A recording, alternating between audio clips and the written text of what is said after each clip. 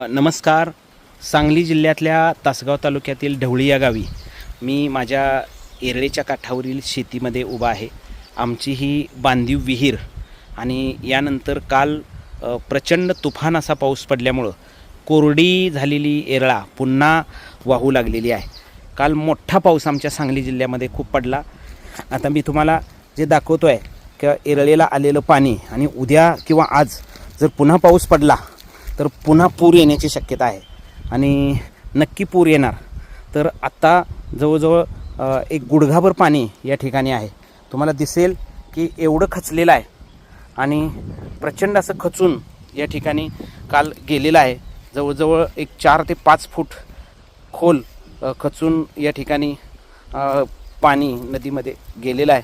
तर एवढा प्रचंड असा पाऊस काल या ठिकाणी तुफान पाऊस 2 वेळेला रात्री आणि काल दुपारी पडलेला आहे.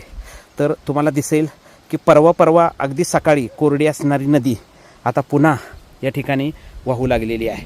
तर जवळजवळ वरच्या 40 ते 50 किलोमीटरवरून आलेलं जे पाणी आहे ते आता या ठिकाणी आपल्याला दिसू लागलेलं आहे. तर या पद्धतीनं या ठिकाणी सगळं काही वातावरण एकंदरीत आहे.